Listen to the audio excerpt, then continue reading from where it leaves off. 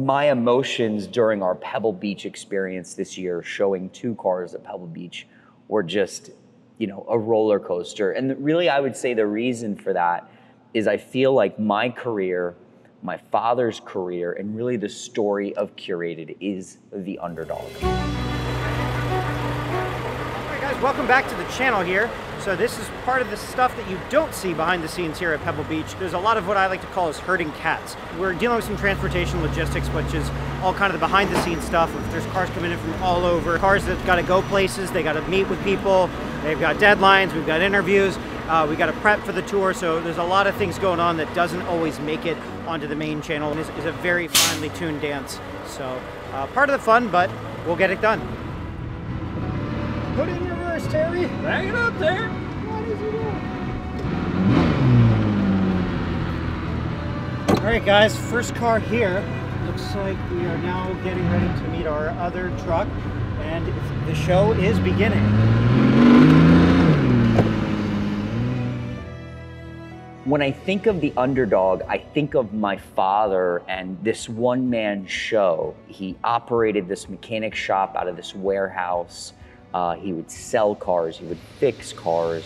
He was by himself doing all of these tasks.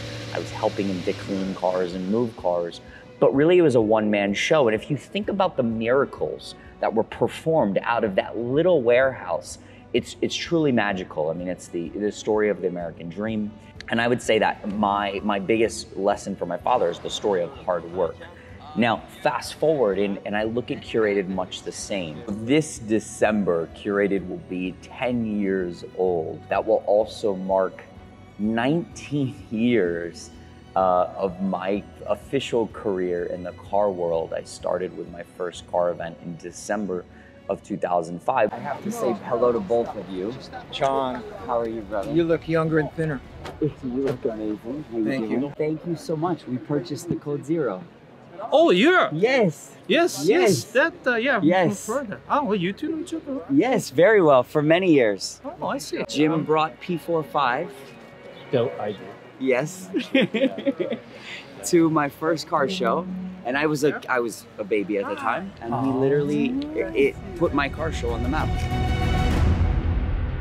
This is great. Thank you for Just bringing seeing you two together. We go back to Woodstock. We go back to Woodstock. Right.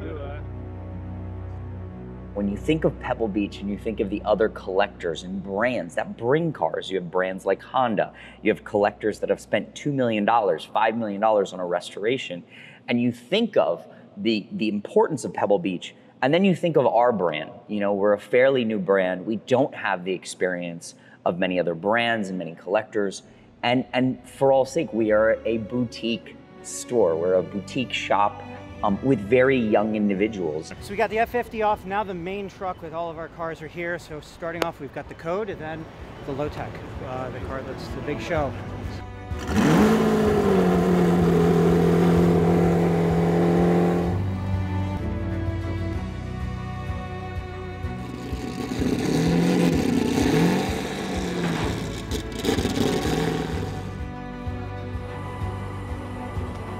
Lotec is unloaded. We're stopping at a secret HQ to make sure that everything's tidied and ready to go.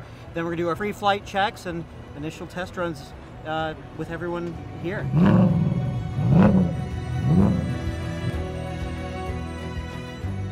When you think about the young individuals that were involved with the showing of our cars this year at Pebble Beach, you think of Sean Robinson, you think of Stephen Duncan Peters, Gabe Nakash, you think of all of these young guys. These guys are the underdogs.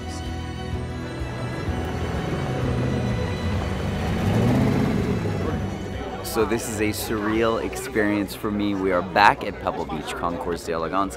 This is the Super Bowl of car events in the world, and we are here with a very important part of our history and curated pedigree, the Lotec C1000. This is an honor to have it here. The current owner, he is ready for the tour. He's going to be driving it on the tour today, so really excited. And I would say the most important thing here is when you look around, this car is now positioned with probably some of the greatest wedge cars of our time. I mean, you see the Aston Martin Bulldog, the Lancia Stratos Zero, one of the original Mercedes C1000 cars. So it's just completely insane. This is surreal for me. Good morning, and we are just getting started on a crazy weekend here in Monterey Car Week.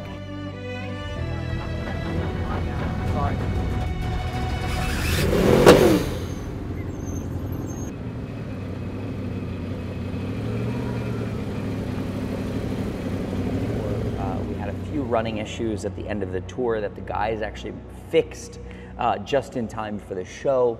The car was later loaded into the show. I had sort of no expectations just because the class was such an important class.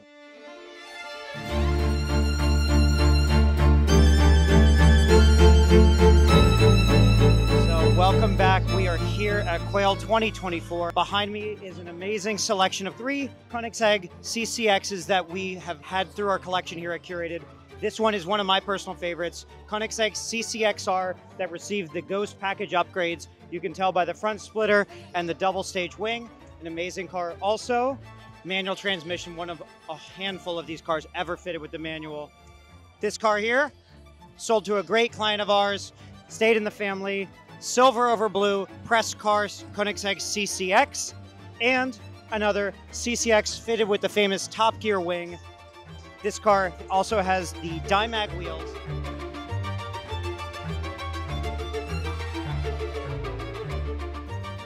Behind me, the manual Murcielago SV. This is a car that we handled for a client, showing it, displaying it for everyone to hear to see. Another car is a very special Ferrari F40 that we've had out of Japan that we're working through.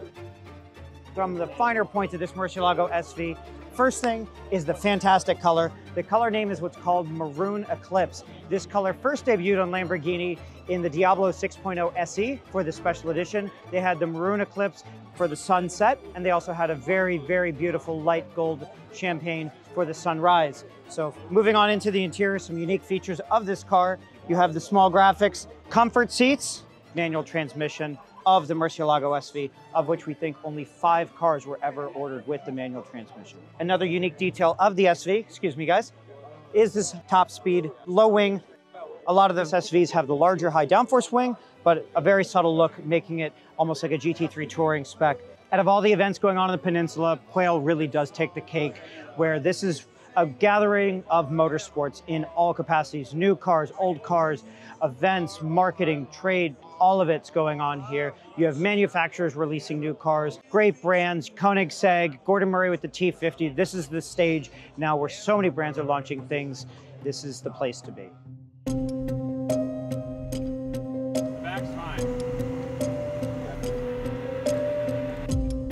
So we're here, we're on the truck, we're getting ready to load into Pebble Beach.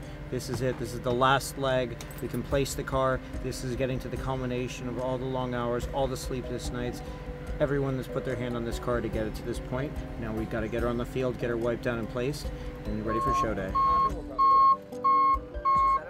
Right front goes in here. Perfect. This is the orientation. Awesome. Just like this. Perfect. Okay?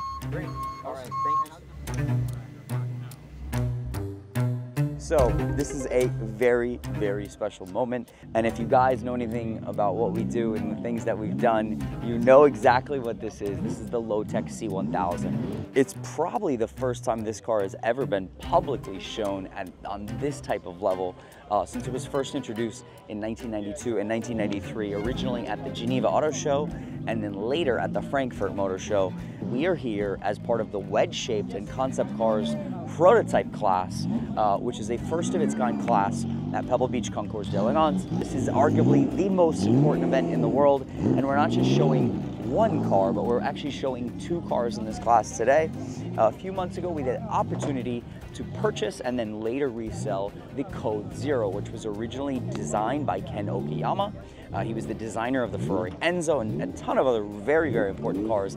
And he will actually be personally showing the Code Zero. Technically, we're almost going up against each other in the class. But this has been the most incredible experience. You know, when we first purchased the Lotec, it was running, but hadn't been serviced in some time. So over the last, I would say 6 to 8 months, really our team, John Hooper and Sean Robinson, were very much focused on getting the car running perfectly, changing the tires, correcting the spark plug wires. The car had always, and we'd known this for 20 years, had an ignition issue. So Sean took off the ignition system, rewired everything, and finally got the ignition rails to work correctly. The turbos came off, were rebuilt. All of these different things we were servicing and fixing to get the car ready for a top speed run. Now, about 60 to 90 days ago, we had the conversation with the current owner, basically his goals. And he said, do you think it's possible to basically go through everything, take the car apart and refinish everything in a preservationist way? And I said, listen, if anyone can do it, we can. And we gave Sean the task to lead the project and to get the car perfect. Within, I would say, a week, the car was stripped down to its bare chassis. The exhaust manifolds, the wheels were off. We refinished the wheels. They were taken apart. They were rebuilt. Every hose, the brakes, the suspension, everything was sent out. Normally, when you think of something like this, you think of a 1-year project. You don't think of 60 or 90 days. Sean took it upon himself. The entire team, Pete, Omar, all of these guys lended a hand to basically make sure this came to reality. And luckily enough, and miraculously enough, the team completed the job, the car was finished, and the rest is history. The Stratos prototype, the Ford prototype, famous car, Bertone prototype, Modulo, the Mercedes C1000, like literally the most important BMW wedge car of all time, Corvette Aerovet, the most important Corvette, like, yeah, it's insane. We're just lucky to be here, man. I'm glad we made it. What a blessing.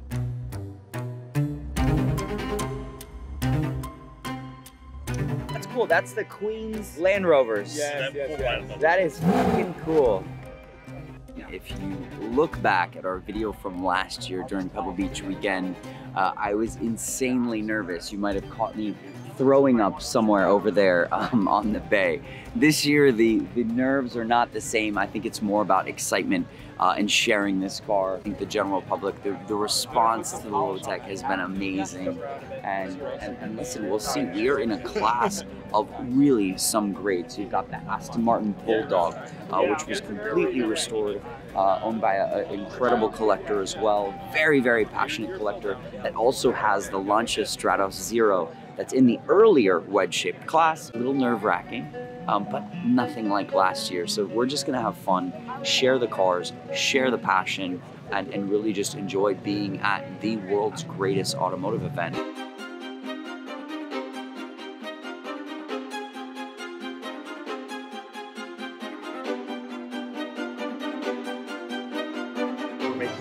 Cars. So, and of course at the time, Sauber, Mercedes Sauber was winning. So he contacted Kurt Lauder.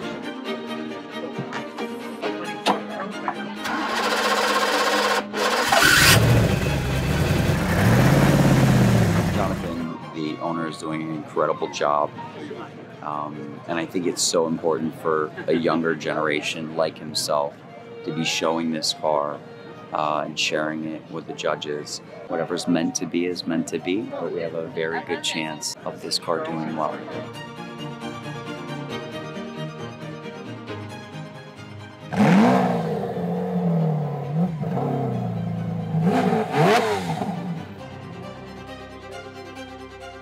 So judging is finished, and what an amazing event.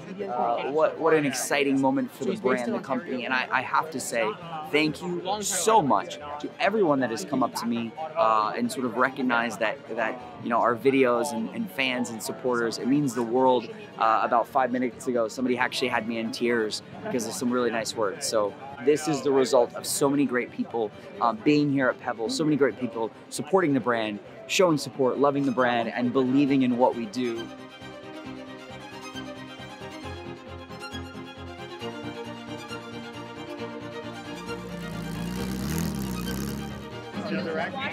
I want to thank Mom, Dad, Jesus Christ, Quincy Jones. Hey, everyone, thank John Temerian. Thank John Temerian. Thank you, Orlando Bloom. Yeah, it was and Orlando Bloom. I can't talk right now. I actually started to cry. Nick's getting a really uncomfortable photo of my face. This guy right here. This guy right here. I would say the next part is truly what was magical and brings us into sort of next week's video in the car that I'm sitting with here. The car and the owner and Gabe are driving up to the stage. And while they're driving up, if you know anything about a Lotec, it actually idles at about 35 miles per hour. So it's not meant to be driving at any slow speeds, driving through crowds or cars. And within, I would say, you know, we're right at the beginning of the stage, and we realize that there's smoke coming from the engine bay, and we have basically smoked the clutch. So the car was running, the car barely wanted to move.